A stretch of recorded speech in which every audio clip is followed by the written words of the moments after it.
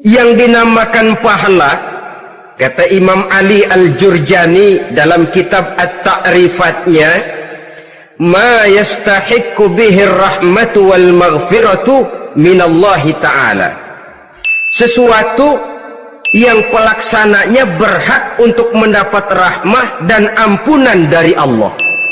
Dengan kata lain, nilai pahala adalah akibat dari perbuatan-perbuatan di dalam melaksanakan.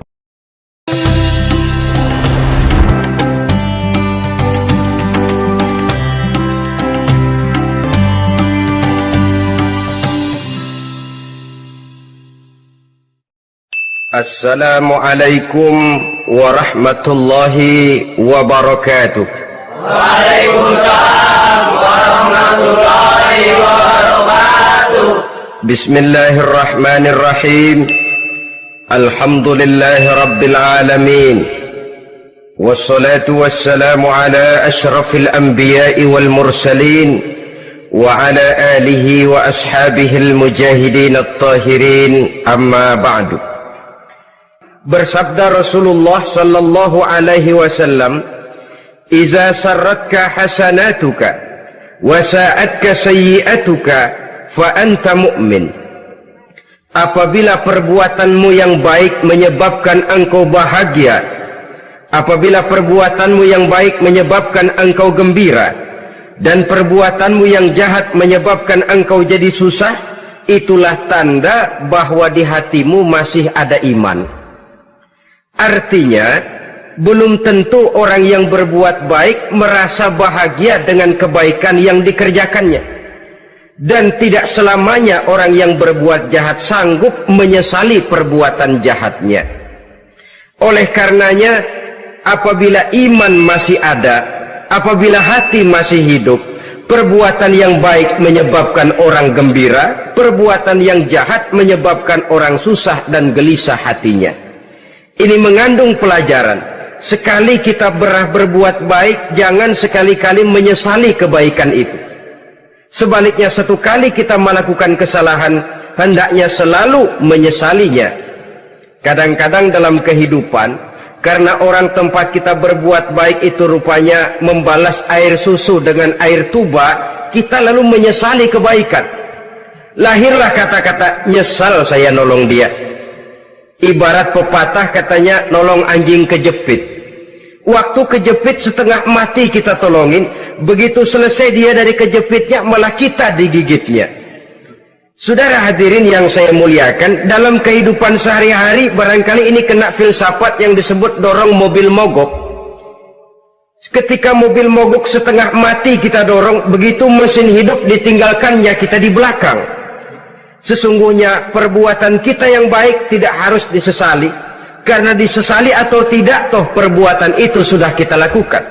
Dan penyesalan atas segala kebaikan hanya akan mengurangi nilai pahala kebaikan itu sendiri. Berbahagialah apabila berbuat baik, walaupun orang yang kita melakukan kebaikan membalasnya dengan kejahatan. Menyesalah apabila berbuat kesalahan, apabila melakukan dosa, karena itu pertanda nilai iman yang masih hidup dalam jiwa kita. Saudara-saudara kaum muslimin yang berbahagia, jadi sungguh pun pahala dan dosa sesuatu yang abstrak, efeknya jelas dia mendatangkan kebahagiaan atau membawa kepada kegelisahan batin di dalam kehidupan manusia. Orang di zaman materialis kurang terangsang berbuat pahala dan terdorong melakukan dosa. Kenapa? Karena pahala tidak kelihatan, dosa tidak nampak. Kalau pahala kelihatan, barangkali nggak kuat kita mikul pahala. Kalau dosa benjol, umpama tiap bikin dosa palanya benjol, barangkali sudah nggak karu-karuan kepala kita. Baik pahala, baik dosa, sesuatu yang tidak nampak oleh pandangan mata zahir, tapi yang punya efek dalam kehidupan ini. Orang yang banyak pahalanya dengan orang yang banyak dosanya, kalau dia berjalan barangkali sulit kita membedakan. Tapi efeknya dalam kehidupan ini jelas adanya. Sesuatu yang bernama pahala kita perlukan, karena hidup tidak berhenti hingga di sini.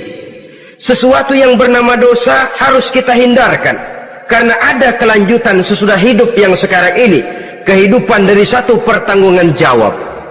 Itu sebabnya Imam Ghazali dalam bahasa yang indah sekali berpesan, jaddidis safinah fa innal bahra amiq wa khuziz zad fa innas safara ba'id. Perbarui selalu kapalmu, rawat, jaga baik-baik, dandani kapalmu, fa innal bahra amiq, karena sesungguhnya lautan ini sangat dalam. Satu bahasa yang indah dari tamsil terhadap kehidupan. Perbaiki kapalmu karena lautan ini sangat dalam.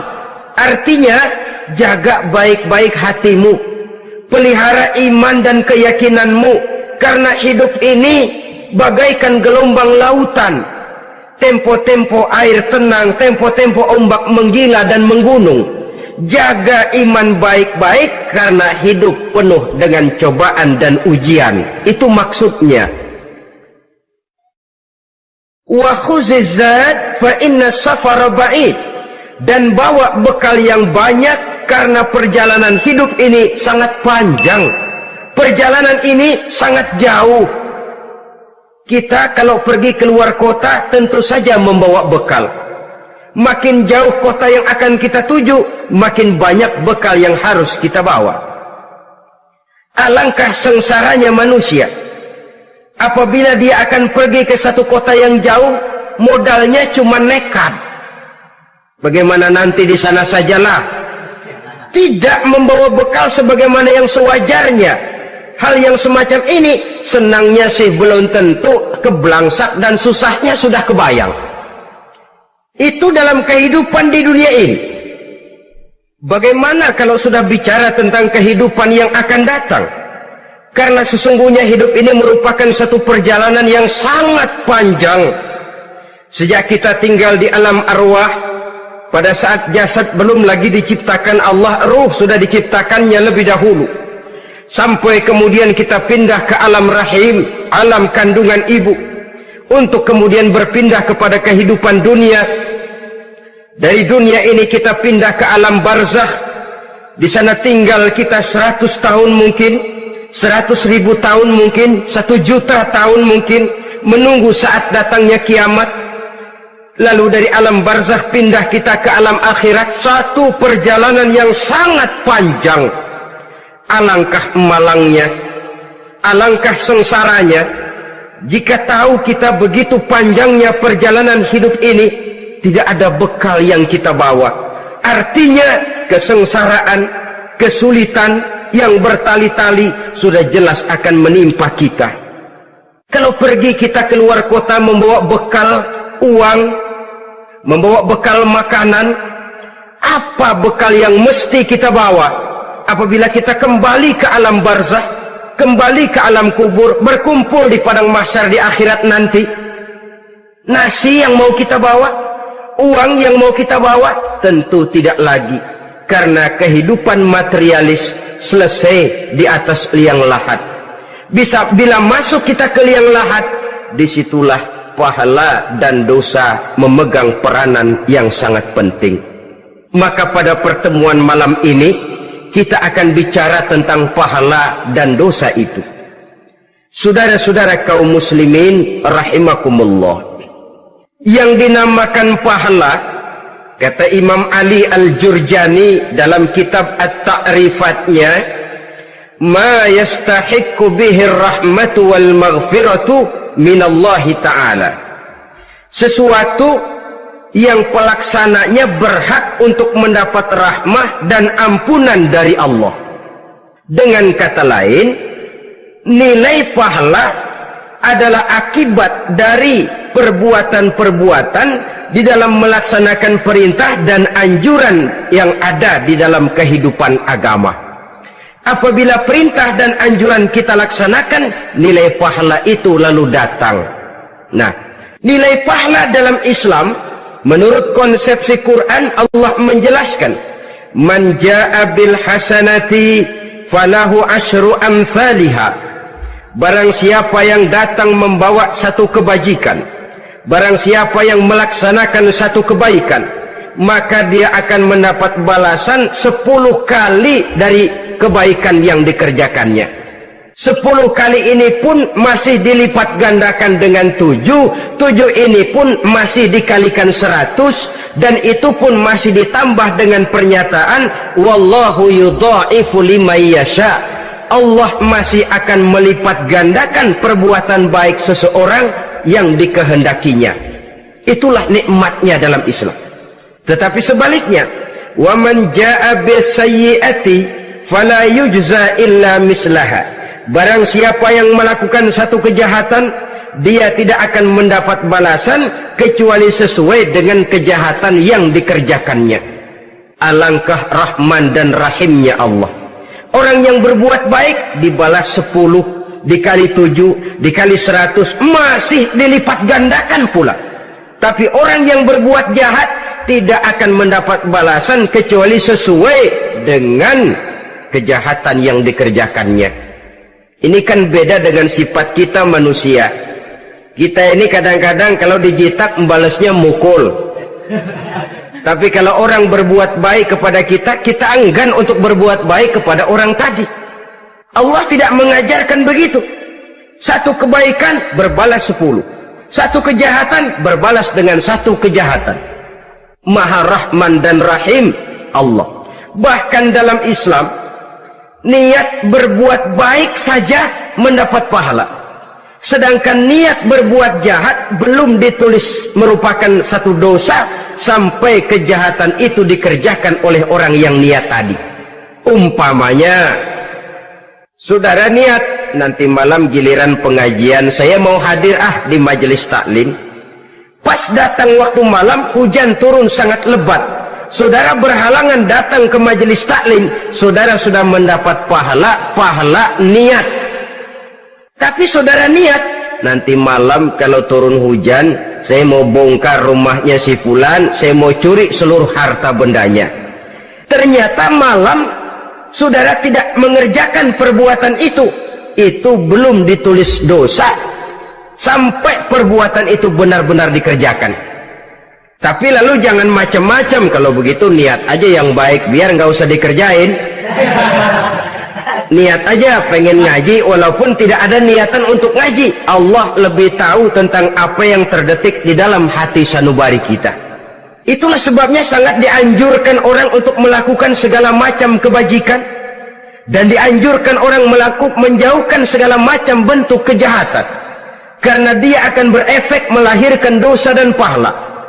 Dosa dan pahala itulah alat untuk memperoleh kebahagiaan di alam kubur, di padang mahsyar, sampai di akhirat nanti.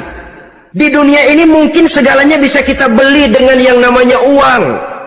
Keamanan kita bisa menyewa petugas untuk menjaga rumah kita. Kendaraan yang mewah bisa kita beli. Udara yang sejuk bisa kita ciptakan. Siapa banyak uang, dia raja. Mungkin itu di dunia. Tapi bisa apa uang kalau kita sudah masuk ke alam kubur? Bisakah munkar nakir kita sogok? Udah karkir, jangan nanya nih, cepet. Bisakah malaikat azab menyingkir dengan uang semir? Ternyata tidak. Untuk memperoleh kebahagiaan di sana, nilai pahala. Kesengsaraan akan kita dapat kalau kita banyak menumpuk dosa. Oleh karena itu jangan beranggapan pahala nggak kelihatan, dosa juga nggak kelihatan, biarin saja. Yang tidak kelihatan ini pada waktunya akan memegang peranan yang sangat penting. Tapi tidak cuma untuk menghadapi hidup di situ kita lalu harus berbuat baik dan meninggalkan yang jahat, terutama juga di dunia ini. Toh pepatah bilang gajah mati meninggalkan gading, harimau mati meninggalkan belang. Apa yang akan kita tinggalkan setelah kita mati? Kita ingin jasad kita boleh hancur terkubur tanah, tapi nama kita ingin hidup terus, dikenang orang 100, 1000, bahkan 1.000.000 tahun yang akan datang. Ditulis orang dengan tinta emas dalam sejarah, tercatat kita sebagai orang baik-baik. Saudara-saudara kaum muslimin rahimakumullah. Lalu perbuatan apa yang bisa mendatangkan pahala itu? Saudara-saudara, semua perbuatan yang diperintah dan dianjurkan oleh Allah, yang dikerjakan dengan ikhlas hanya untuk mencapai ridho Allah, mendatangkan pahala. Kadang-kadang menurut pendapat kita remeh, tapi nilainya di sisi Allah besar. Itu pahala. Menghitung pahala itu hak prerogatif Allah. Perbuatan yang ringan Allah mau berikan ganjaran yang besar, itu urusan Allah. Misalnya, kata Nabi, la tahkiranna minal ma'rufi syai'an. Jangan kamu menganggap remeh perbuatan baik walaupun kecil. Jangan merasa sulit melakukan perbuatan yang mengandung pahala. Bertemu dengan teman, muka kita cerah, berpahala. Menyingkirkan duri di jalanan, berpahala. Menolong orang yang sesat, memberitahu orang yang bertanya, berpahala. Tidak sulit kalau kita mau. Yang diperintah dan dianjurkan oleh agama, itu perbuatan yang mengandung nilai-nilai pahala. Masalahnya cuma tinggal mau atau tidak, dan dikerjakan dengan ikhlas. Bertemu teman, mukanya cerah, pahala. Menyingkirkan duri di jalanan, pahala. Sedekah, pahala. Tidak berupa perbuatan, bisa berupa ucapan. Misalnya bersolawat, pahala. Bertasbih dan bertahmid, pahala. Kata Nabi, kalimatani khafifatani 'alal lisan saqilatani fil mizan. Ada dua kalimat yang enteng di lidah tapi berat di timbangan akhirat nanti. Apa itu? Subhanallah walhamdulillah. Itu kan amalan yang ringan, perbuatan yang mudah saja, tapi nilainya demikian besar dalam pandangan Allah. Jadi pendeknya, perbuatan yang bernilai pahala adalah perintah dan anjuran agama yang dilaksanakan dengan ikhlas semata-mata untuk mencapai ridho Allah, itu mengandung pahala. Niat dasarnya itu harus karena Allah, landasannya harus karena ikhlas. Bukan cuma sekedar basa-basi, tidak karena ingin dipuji orang, tidak karena mengharap tanda jasa, tapi ikhlas semata-mata. Dari perbuatan yang paling kecil dan mudah sekali sampai kepada amalan-amalan yang besar dan memerlukan biaya yang besar, seperti melaksanakan ibadah haji, seperti jihad fi sabilillah, membangun masjid, membangun pondok-pondok pesantren, membangun pusat-pusat kesehatan, membangun jalan-jalan umum, termasuk menjaga keamanan. Jangan dikira loh, siskamling umpamanya, menjaga keamanan kampung tidak berpahala. Kalau diniatkan ibadah, menjaga ketenangan warga supaya mereka tekun ibadah, ikhlas karena Allah, itu juga bernilai ibadah. Keluar kita dari rumah, pergi pagi, pulang sore, peras keringat, banting tulang cari nafkah buat menghidupi anak istri kita. Kalau diniatkan ibadah, melaksanakan kewajiban sebagai kepala rumah tangga, membantu orang tua sebagai anak, itu juga perbuatan-perbuatan yang mengandung pahala. Yang terbaik sesuai dengan bidang kehidupan kita. Ada orang yang dinamakan abid, ahli ibadah, pahala yang paling baik bagi dia banyak-banyak tahajud, sembahyang malam, wirid, zikir, tasbih. Ada yang dinamakan orang alim, pahala yang paling baik buat orang macam ini mengajar, menyebarkan ilmu, mendakwahkan Islam. Ada yang disebut wali, pejabat pemerintah, petugas. Amalan pahala yang paling baik buat orang semacam ini melayani masyarakat, bekerja di bidangnya sesuai dengan profesinya. Saudara hadirin yang saya hormati, jadi dengan demikian perbuatan-perbuatan yang mengandung nilai-nilai pahala ini bisa perbuatan yang menurut kita kecil namun punya nilai besar. Apalagi perbuatan besar dengan biaya yang besar, tentu makin besar juga pahala yang disediakan oleh Allah Subhanahu wa ta'ala. Oleh karenanya, kalau kita bercermin dari ayat Quran, hidup ini kesempatan untuk berbuat baik. Huwallazi khalaqal mauta wal hayata liyabluwakum ayyukum ahsanu amala. Dialah Allah, Tuhan yang telah memberikan hidup dan mati kepadamu untuk menguji kamu siapa di antara kamu yang paling baik amal perbuatannya. Jadi tidak saya rinci, tapi cukuplah satu penjelasan global. Perbuatan yang berpahala adalah perbuatan melaksanakan perintah Allah atau anjuran Allah dengan dasar ikhlas, dengan tujuan untuk mencapai ridho Allah semata-mata. Lalu apa perbuatan yang mengakibatkan dosa itu? Saudara-saudara, dosa lahir akibat melakukan larangan Allah atau mengerjakan yang dicelaknya. Nah, para ulama ada yang membagi dosa itu menjadi dua bagian. Ada dosa-dosa kecil, ada dosa-dosa besar. Tetapi sebenarnya ditinjau dari segi hakikatnya, kalau sudah melakukan satu kesalahan yang mengakibatkan dosa, jangan dilihat besar dan kecilnya, tapi kepada siapa dosa itu kita kerjakan.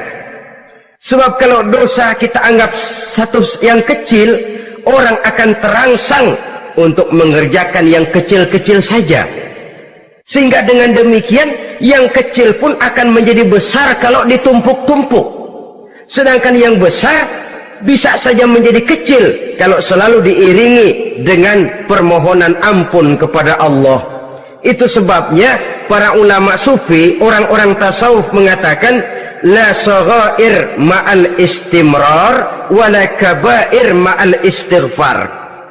Tidak ada dosa yang kecil kalau dikerjakan terus-menerus, dan tidak ada dosa yang besar kalau digempur tiap saat dengan perbuatan istighfar atau memohon ampun kepada Allah Subhanahu wa taala. Cuma saja pada umumnya, karena dosa-dosa kecil itu lebih mudah taubatnya, dan ada janji Nabi, barang siapa yang meninggalkan dosa-dosa besar akan diampuni dosa-dosanya yang kecil-kecil. Oleh karena itu, pada kesempatan ini kita akan juga bicarakan apa saja yang termasuk klasifikasi dosa-dosa besar, dengan harapan kita bisa menjaga diri, menyelamatkan diri, jangan sampai terjatuh ke dalam dosa-dosa yang besar tadi. Tetapi bukan berarti kita harus terangsang melakukan dosa-dosa yang kecil. Ah, biarin kecil ini, tobatnya gampang. Ah, dosa kelas teri. Ah, dosa itu kan tidak kelihatan. Lalu terangsang melakukan perbuatan dosa-dosa walaupun kecil, kalau berlarut terus-menerus dia akan tumbuh menjadi dosa yang besar. Oleh karenanya, jangan sampai mengundang pengertian kalau kita membicarakan dosa-dosa yang besar lalu terangsang melakukan dosa-dosa yang kecil. Karena bagaimanapun juga dosa kecil dan dosa besar sama dalam arti kepada Allah kita melakukan kesalahan. Dan dosa yang kecil pun kalau bertumpuk, dia akan menjadi banyak. Saudara-saudara kaum muslimin rahimakumullah, ada beberapa jenis dosa-dosa besar. Jenis yang pertama, asyirku billah, syirik atau menyekutukan Allah. Dari sekian deretan dosa-dosa besar, syirik ini merupakan bapak moyangnya dosa. Dedengkotnya dosa itu syirik, menyekutukan Allah. Bahkan dosa yang lain Allah masih mau mengampuni, tapi kalau sudah syirik, menyekutukan Allah, itu sudah satu dosa yang tidak berampun sama sekali. Oleh karena itu tepat pesan Imam Ghazali tadi, jadi di safinah fa innal bahra amik, jaga iman, pelihara akidah, dandani kapal, karena hidup ini gelombang lautan sangat dalam, hidup banyak cobaan. Di dalam hidup di zaman sekarang ini, saudara bisa perhatikan, di mana tensi ekonomi tinggi, lapangan kerja sulit, persaingan hidup makin tajam, sifat egois dan individualis tumbuh di mana-mana, rasa solidaritas sosial menurun, sifat gotong royong musnah, orang mudah potong kompas, potong jalan, ingin cepat kaya, ingin cepat naik pangkat, ingin dapat kedudukan. Kadang-kadang akidah pun terjual, akidah pun musnah, jatuh ke jurang syirik pun tidak jadi soal. Itu yang kita khawatirkan. Kalau dosa-dosa yang lain Allah masih mau mengampuni, tapi kalau sudah jatuh kepada syirik, Allah sama sekali tidak akan memberikan ampun. Dalam kaitan dengan ini barangkali tepat sinyalemen Imam Ali itu. Andai kata kemiskinan merupakan satu kepribadian, saya akan membunuhnya lebih dahulu. Artinya memang kemiskinan ini sering mendorong orang kepada jurang kemusyrikan. Tidak tahan menghadapi godaan perut akibat tensi ekonomi yang tinggi, lapangan kerja yang sulit. Iman pun jadilah ditukar dengan 3 liter beras. Akidah pun jadilah dibarter dengan 3 bungkus supermi, dengan pakaian bekas, dengan obat-obatan. Tidak jadi soal baginya mengejar kebahagiaan yang relatif singkat dengan mengorbankan kebahagiaan yang abadi. Persis ibarat pepatah, nyari jarum kampak hilang. Mencari sesuatu yang kecil, yang besar jadi sia-sia.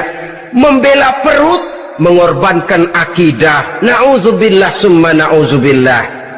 Saudara-saudara kaum muslimin rahimakumullah, ini fakta, ini kenyataan. Dan hal semacam ini tidak bisa diatasi cuma dengan ceramah, simposium, diskusi, seminar. Apalagi Nabi berpesan, solahu ummati bil ilmi wal mal. Umatku hanya bisa menjadi baik akidahnya dengan ilmu dan harta. Itu bahasa Nabi. Kalau bahasa kita sekarang, dengan ekonomi dan pendidikan. Ilmu, pendidikan, ekonomi, harta. Tanpa itu sangat besar kemungkinan kita bisa menjual akidah terjerumus di lembah kemusyrikan.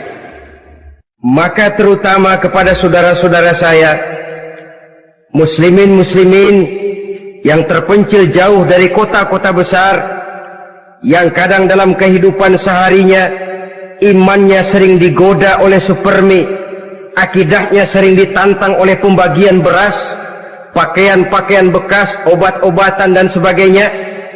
Jaga dan bentengi akidah kita. Lebih baik nyawa berpisah dari badan, asal iman jangan berpisah dari hati. Kepada adik-adik saya para remaja, para pemuda di kota-kota besar, yang iman dan akidahnya sering ditantang dengan minuman-minuman keras, fasilitas-fasilitas yang menghanyutkan, yang secara terarah dan praktis sedikit demi sedikit menggiring kita untuk keluar dari nilai-nilai akidah. Hati-hati, jaga baik-baik, sebab intan paling mahal, mutiara paling berharga, tidak lain nilai iman ini. Tergelincir kita daripadanya, jatuh ke lembah kemusyrikan, jatuh ke satu dosa yang teramat besar, yang Allah tidak akan pernah memberikan ampun lagi. Ini dosa besar yang pertama. Yang kedua, qatlun nafsi illa bil haq, membunuh orang tanpa alasan yang benar. Di zaman kesulitan ekonomi kadang-kadang orang mudah nekat. Tengok saja, kadang-kadang karena pasar uang 100-200 perak saja nyawa bisa melayang. Kadang-kadang karena urusan yang remeh, salah omong, salah ambil, salah ucap, salah pegang, nyawa bisa jadi melayang.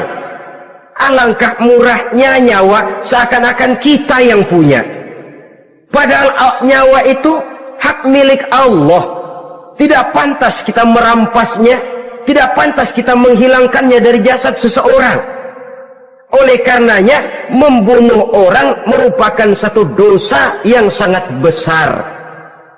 Jangankan kepada orang yang seakidah, orang yang lain akidah saja pun, kalau dia hidup berdamai, rukun, berdampingan, kita harus melindungi. Apatah lagi teman seakidah sendiri. Saudara-saudara kaum muslimin rahimakumullah, pantas kalau Nabi menyatakan apabila dua orang Islam sudah saling berkelahi, berbunuh-bunuhan, al-qatil wal maqtul finnar, yang membunuh dan yang dibunuh dua-duanya sama-sama masuk neraka. Sahabat heran, ya Rasul, kalau yang membunuh masuk neraka sih wajar, tapi yang terbunuh kok neraka juga, kenapa? Kata Rasul, sebenarnya dia juga cuma sudah niat untuk membunuh, cuma keduluan saja. Andai kata dia tidak terbunuh, tentu dia yang akan membunuh. Saudara-saudara kaum muslimin rahimakumullah, Islam sesuai dengan namanya adalah agama damai. Kita tidak boleh mencari-cari musuh, walaupun tidak boleh lari kalau bertemu musuh. Oleh karenanya, pantang seorang muslim menimbulkan benih keonaran menjadi biang kerok buat lingkungannya.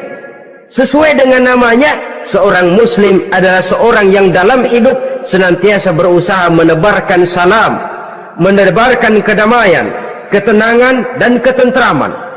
Dengan prinsip musuh jangan dicari, bertemu pun jangan lari. Yang ketiga, termasuk dalam kelompok dosa besar ini, syurbul khamr, meminum minuman keras. Termasuk di dalam kata khamr ini ganja, morfin, narkotik. Sebab apa? Jenis minuman semacam itu tidak hanya merusak keadaan sekarang, tapi sekaligus merusak kehidupan yang akan datang. Kalau itu jatuh di tangan generasi muda, artinya kan merusak kehidupan masa depan daripada suatu bangsa. Karena apa? Remaja dan pemuda merupakan bentuk miniatur daripada kehidupan bangsa. Akan bagaimana warna umat Islam di Indonesia, bahkan akan bagaimana warna Indonesia 30, 40, 50 tahun yang akan datang, remaja sekarang jawabannya. Kalau remaja kita sekarang ini kerjanya cuma bisa nyekek botol, insya Allah bangsa Indonesia 30-40 tahun yang akan datang akan tumbuh menjadi bangsa teler. Tidak banyak yang bisa kita harapkan. Remaja adalah gambaran masa depan dari satu bangsa, dari satu umat. Dan remaja itu di dalam dirinya secara fitrah terkumpul semua bakat, terdapat semua kemungkinan. Kita ini lahir membawa sifat pemimpin, tapi juga membawa sifat pengacau. Kita ini ada bakat jadi orang jujur, ada bakat jadi pengkhianat. Kita ini ada bakat menjadi orang baik-baik, kita juga punya bakat jadi biang kerok. Kita kemungkinan bisa jadi pemimpin bangsa, tapi juga bisa menjadi pemimpin bangsat. Nanti lingkungan dan pendidikan akan menumbuhkan, membentuk mana yang tumbuh lebih subur. Kalau lingkungan dan pendidikannya lebih banyak bercerita tentang kejujuran, maka nilai kejujuran yang akan tumbuh lebih banyak dalam jiwanya, dan insya Allah diharapkan dia akan menjadi manusia yang jujur di kelak kemudian hari nanti. Dan masalah minuman keras ini sebenarnya berkait. Kita tidak bisa cuma menyalahkan remaja saja, menyalahkan pemuda saja, karena bagaimanapun masalahnya kompleks. Menghancurkan sesuatu tanpa melihat kausalnya, tanpa melihat sebab akibatnya, kan sama juga bohong.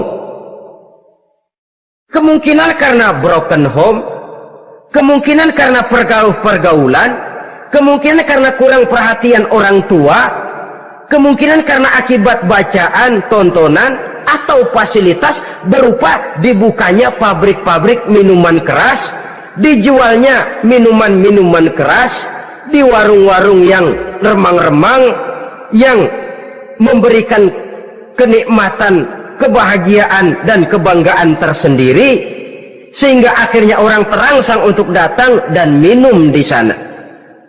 Pada dasarnya memang sepele, cuman minum, nggak ngerugiin orang lain kan? Iya, pada waktu minum. Tapi dikala sudah mabuk, out of control, apapun bisa kita lakukan. Yang kita ucapkan kita tidak sadari lagi, yang kita kerjakan tidak kita sadari lagi. Dikala itu segala macam kejahatan bukan sesuatu yang tidak mungkin untuk kita laksanakan. Nggak ngerugiin orang lain, memang pada saat mau minum. Tapi begitu minum, mabuk, kita bisa merugikan orang lain. Setidaknya merugikan diri sendiri. Pertumbuhan IQ menjadi lemah, semangat kehidupan hilang, gairah kerja menurun, kalau tidak ada sama sekali.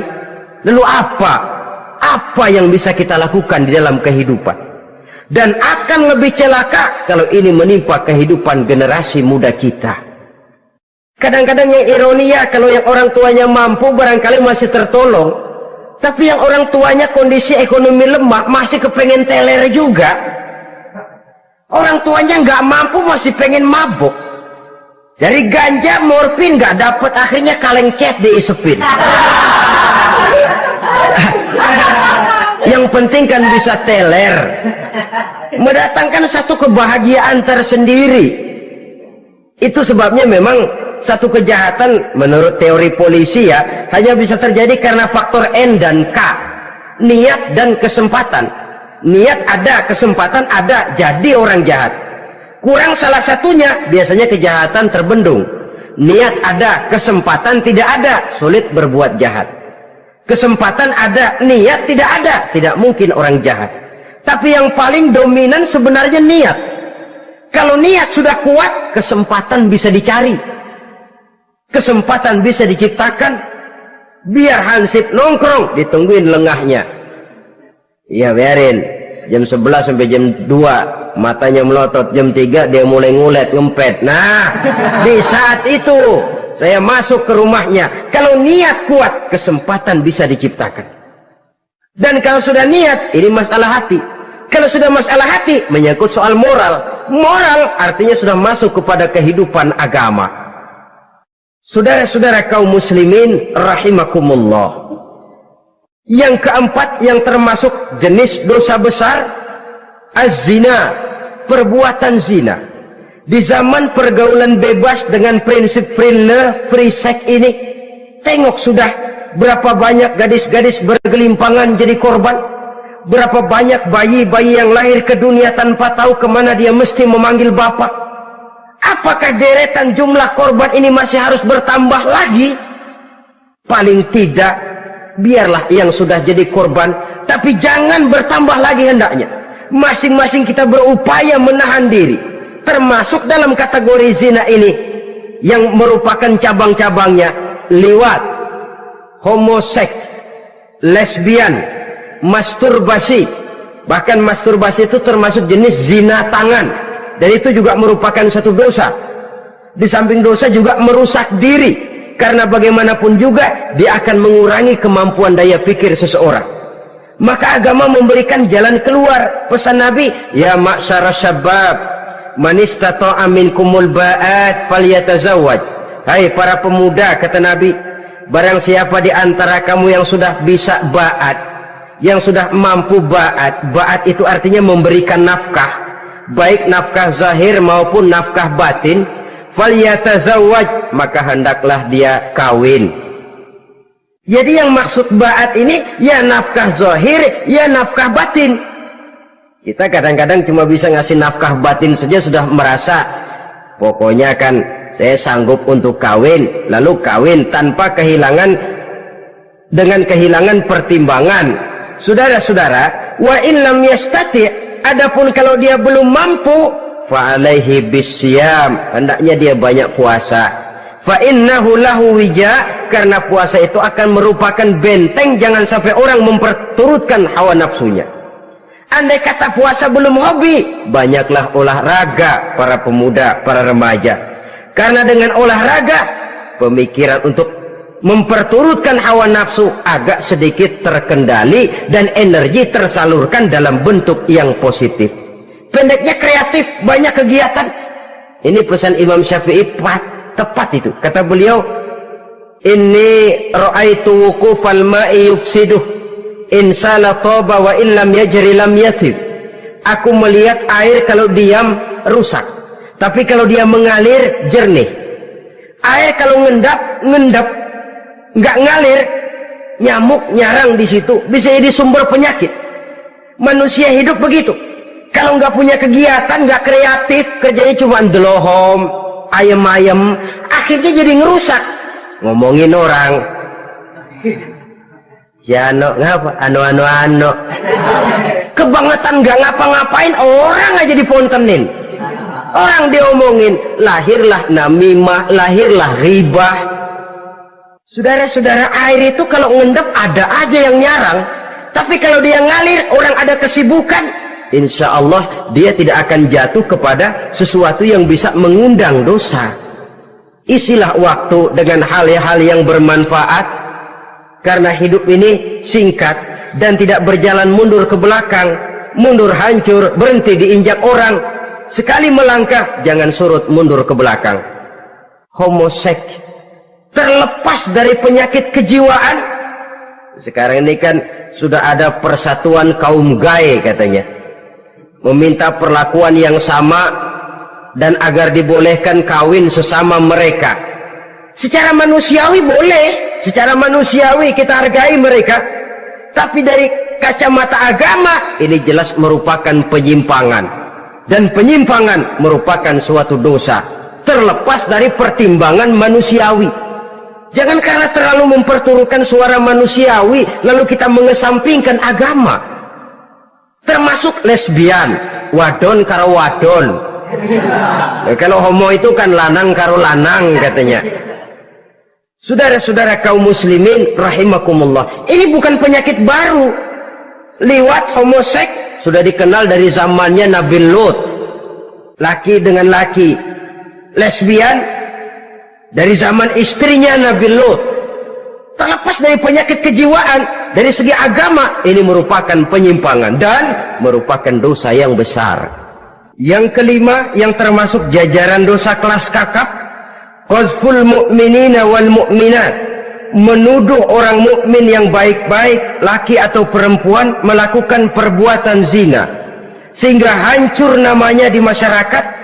Ini merupakan satu perbuatan dosa yang sangat besar dan sangat dimurkai oleh Allah.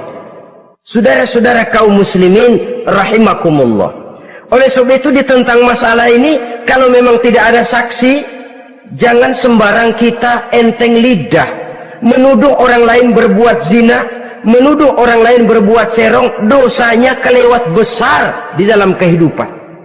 Karena apa? Mencari harga diri itu berat, memelihara kehormatan diri jauh lebih berat. Satu kali orang dihancurkan namanya di masyarakat, dia akan terisolir jadinya. Oleh karenanya berlindung kita kepada Allah, jangan sampailah dihinggapi oleh sifat ini. Karena sentimen kita kepada seseorang, karena hasad kita kepada seseorang, tidak senang melihat orang lain lebih maju, lalu lidah ini seenaknya saja mengucapkan kata, padahal sanksi dan resikonya sangat besar. Yang kita tuduh barangkali mendapat pahala dari Allah, kita sendiri yang menuduh tanpa saksi, tanpa alasan yang benar, mendapat dosa yang sangat besar.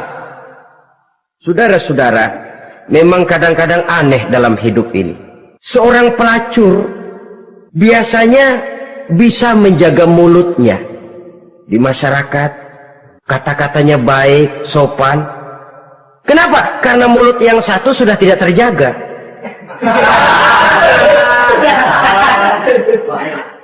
Kita kadang-kadang kehormatan bisa kita jaga, tapi mulut tidak terkontrol. Ngomong saenake dewe, bikin orang mangkel, kesal, fitnah sana, fitnah sini, menghancurkan nama baik orang, ngomongin yang macam-macam. Bagai-bagai macamlah caranya. Saudara-saudara kaum muslimin yang berbahagia, jadi dengan demikian menuduh orang lain berbuat zina sedangkan orang itu tidak pernah melakukannya, ini termasuk satu dosa yang sangat besar di dalam kehidupan ini. Yang keenam, al-aqu bil walidain, durhaka kepada ibu bapak. Seorang anak, bagaimanapun banyak nilai ibadahnya, banyak kebaikan di masyarakat, menyandang berbagai macam gelar, pangkat dan jabatannya tinggi, tapi kalau sudah durhaka kepada kedua orang tuanya, alamat hidup tidak lagi membawa keberkahan, dan itu dosa yang sangat besar. Sampai Nabi sabdakan, ridho Allah ada di dalam keridhaan ibu bapak, murka Allah pun ada di dalam kemurkaan ibu dan bapak. Walaupun belum tentu setiap kita orang tua, tapi yang jelas setiap kita adalah anak, dan setiap anak punya ibu dan bapak. Jangan sampai kacang lupa kepada kulitnya.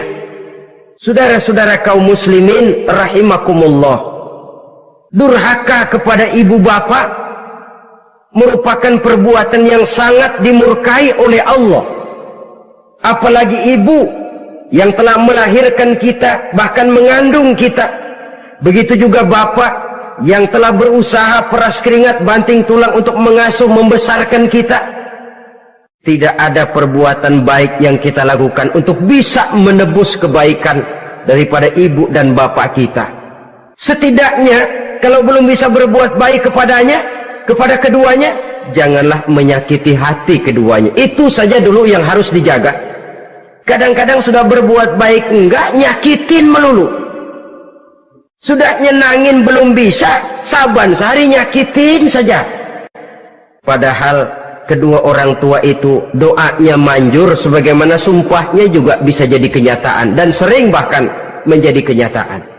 Sampai ibu bapak sudah wafat, sudah meninggal sekalipun, kewajiban berbakti masih harus terus dilakukan oleh seorang anak. Lalu yang ketujuh, at-tawalli yaumaz zahfi, berpaling pada hari pertempuran. Orang sedang sibuk-sibuk menghadapi musuh, maksudnya berjuang membela agama ini, dia lari menyelamatkan diri. Pengecut, mental munafik.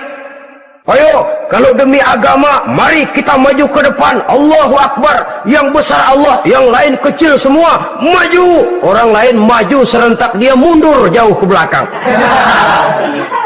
Mental munafik, mental calo, istilah sekarang ini.